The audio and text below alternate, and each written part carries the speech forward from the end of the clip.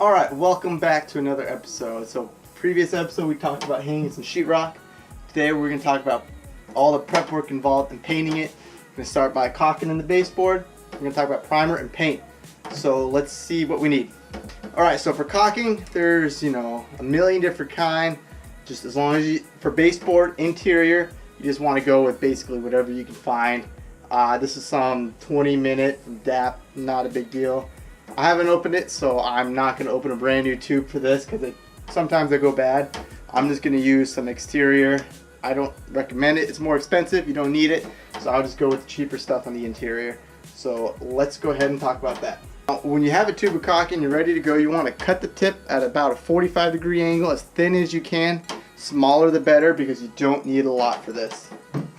You want to go ahead, get your caulk gun, poke it.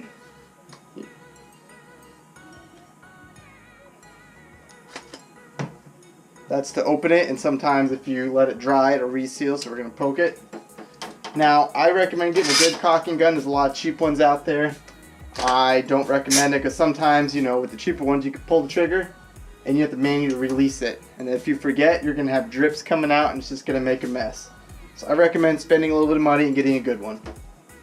You're also going to need a wet rag. Alright, so before you start, you want to make sure there's nothing in the way, no hair, dirt, dust. You don't want the 45. You want to go at a 45, kind of like this. Start it for it to come out. Then go ahead, apply pressure, squeeze, and drag. You want to go relatively quick. I like to get my finger kind of wet. I like to wear gloves too, just so you don't make a mess. Slide it through.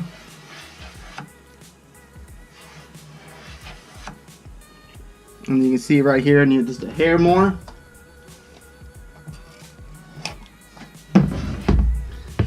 Alright, looks good. So always have that nail set handy in case some of these nails are poking out just a little bit. Since these aren't, I'm not going to need it, but it's always nice to carry because when you're doing a whole room, you're going to find one. The nails you could use caulking and just wipe them, but sometimes I've noticed it doesn't come out super flat, so I decided to get a little bit of spackle, mud, whatever. Fill them, make sure they're maybe just a hair high. Just like that. It's quick, easy. You don't need a putty knife for this. Alright, now that you got all your caulking done, let's go ahead and get ready for primer. Okay, so I think it's important to talk about primer for a minute. You always need to prime whenever you have bare drywall surface like this. Spots that you mudded over or where there's bare wood, definitely want to prime.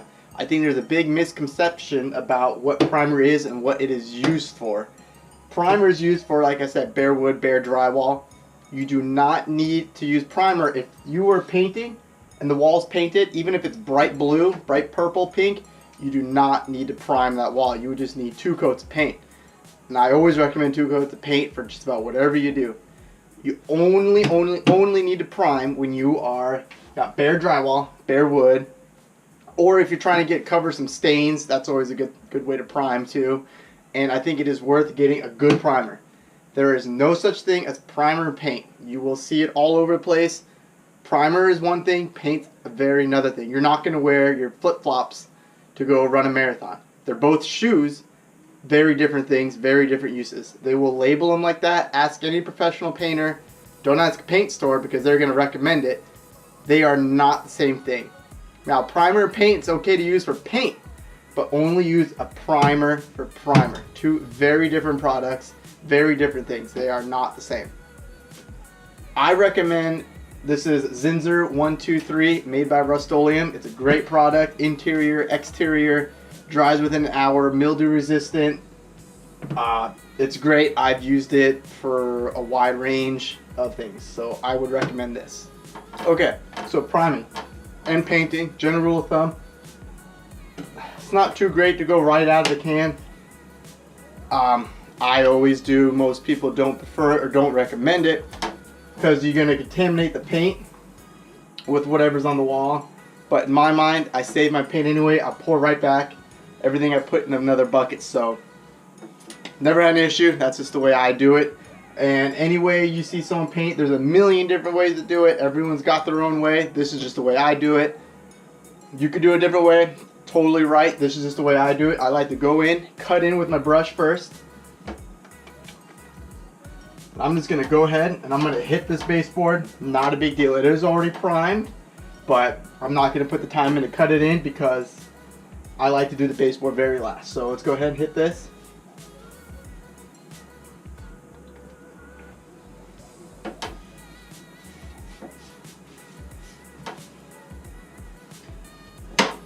Good. Now, it is important to know when you're rolling, when you go over where you put some fresh drywall, fresh mud, it is going to turn loose again and stop. So you want to go over it and just kind of let it be and not mess with it too much because you can start to get into an issue.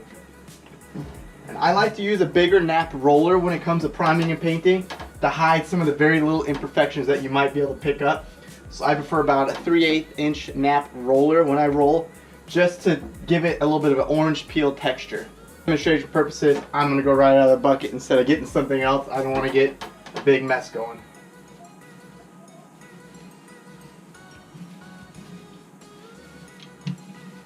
So just like mudding, you kind of want to push in an angle.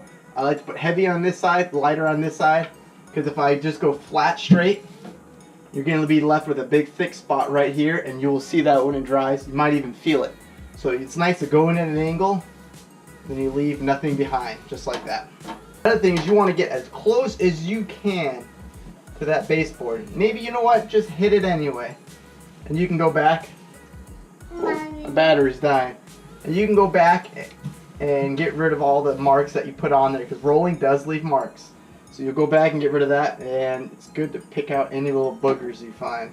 The reason you want to get as close as you can is because, as you can see, rolling creates a texture. So if I were to brush this in and leave it, you'll be able to see the difference between, and I like that, you'll be able to see the difference between where I just cut and where I just rolled. So that's why you want to get as close as you can to make sure there's no difference in texture. So this is good. If this stuff dries quick, we'll let it sit for about an hour and we'll come back and we'll put a coat of paint on. Now that our primer is dry, we're going to go ahead and throw some paint on. There's a lot of, talk about good paint, bad paint, cheap paint, expensive paint. I've used about every kind of different paint there is. The Stoodley, Benjamin Moore, Home Depot's brand of Bear, Glidden. From what I've noticed, interior, not that important. Exterior, I would only use a high quality paint. Interior, what really matters is the sheen. I prefer to get some kind of sheen. I don't put flat on walls. I use an eggshell. I think it's a good, not too glossy. Flat paint does hide a lot of imperfection, as where a semi-gloss would show imperfections. That's why for eggshell in between, you also want to make sure you use the sheen to clean it. As in, if you have flat paint, scrub the wall with a wet rag. It's going to create some sheen and discoloring of it. That's why eggshell. I have 2 kids. I've used the same paint I have here for a year now. I've been about a year and a half. There's food on the walls. I could scrub it with a wet rag, no problems. It sticks good. I feel like this cover is good, cleans up good, all around. It's not a bad paint for price. There's a lot pricier paint out there. This does the job just fine. I would not recommend this for an exterior. Well, this is interior, but I would not recommend maybe Bear on the exterior. I can't say because I've never done it. I would only recommend a higher quality paint for exterior. Alright, just like before, I'm just going to go ahead and cut the bottom in. Now, it's important to know that you don't want a big glob of paint down on the baseboard, like right here. Probably can't tell on the camera. You want to make sure it's nice and smooth so when you go back and paint it, it'll not have a bulge there where the paint had a buildup. Now, the reason I like doing the baseboard last is because if you did the baseboard right now, it'll be harder to cut in the wall at this angle. It'll be a little bit more difficult, I think. And also, when you roll, you create what's called spritzels. Those are little dots of paint that just kind of, from rolling, doesn't matter how good of a roller, how bad you are, they're not drips. Spritzels, very tiny little dots of paint that will come off of your roller. You can't avoid it. So that's why I like to do the baseboard last. If you weren't going to paint the baseboard, if the baseboard was already painted, then I would go ahead and cut it in. And I would cut in. I shouldn't say don't. I'm not a big fan of tape. I do not like the tape and paint. Paint will go underneath the tape. There's many different ways. I've heard of people taping and then caulking it in. That's a way I've heard of. I'm just not a big fan of tape. I could do a straight hand, straight edge pretty good. I'm not, you know, everyone's got imperfections on their cut jobs, but I just don't like to use blue tape. It can get you into more trouble than good. You should never trust blue tape. So I like to freehand all my lines. Tape, in my opinion, is used to hold things, not create a perfectly straight line. So I don't use it unless I'm going to catch my spritzels. That's it. Just like before, you want to try to get it as low as you can to make sure you get spritzels on it. Now it is a bit more important on paint. You want to do a good job rolling. Once it's on there, I like to go from the bottom all the way up in one continuous motion. If you stop in the middle, you will probably be able to see that when it dries. And granted, I would recommend 2 coats. I'm not gonna on this little, makeshift wall. This is more of a teaching aspect than it is the final finish. So I'm just gonna do 1 finish coat.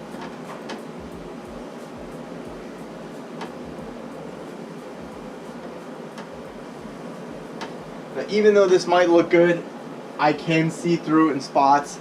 And not only is it good to do 2 coats just for looks, for durability, also for scrubbing if you want to clean it. So I always recommend 2 coats. In a client's house, I'll always do 2 coats, always bid 2 coats. Even if you think it needs 1, it's always good to go back and do 2 coats because you never know what you skipped. A good way I've always learned to really check your work is turn on the lights off and go with a flashlight. That will really stand out some spots. But our wall looks great. So once this dries, I'm going to give this a long time to dry. Probably wait till the next day to go back and touch the baseboard up and do that. So we will see you when this wall is dry and go ahead and do baseboard.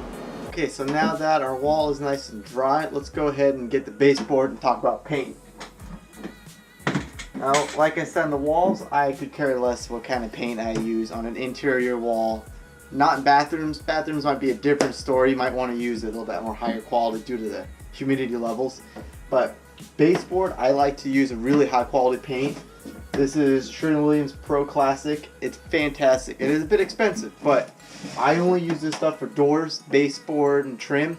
Because you got to think, this is where your shoes are going to be hitting, people kicking it, vacuum cleaners, dirt, mud. You want something strong on your baseboard. So I recommend this stuff. It is a very strong semi-gloss paint. I've actually done kitchen cabinets with this stuff too. It comes out fantastic. Highly recommend it. So now for trim, I like to use a smaller brush. No tape. I'll do a video on why I do not like tape. Unless it's maybe your first time painting. I've got a lot of experience painting. I've done it for a long time. So I feel fine doing this free-handed. So our first step, get our sanding sponge and lightly sand the baseboard. Alright, so we got our trim here, and you can see these cracks here are from when I painted this brown color. I painted and the caulking was wet. It is okay to paint caulking wet, but this is the result. The little cracks you might be able to see. Can't tell if you can see on the camera, but anyway, it'll be alright because if we were to do this, I would second coat it, but for demonstrations, I'll just do 1. So I like to just first get my paint on there. Then I like to go ahead and cut it in.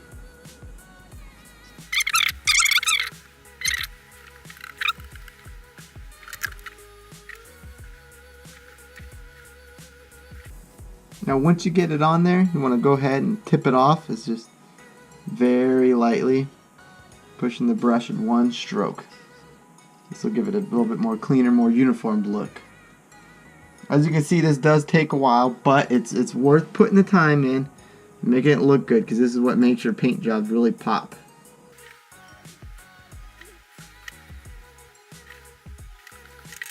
Now a little tip I do is I have a big 12-inch knife, not this one, I have a bad one. For carpet, just shove it underneath the baseboard and go ahead and paint, move down, paint.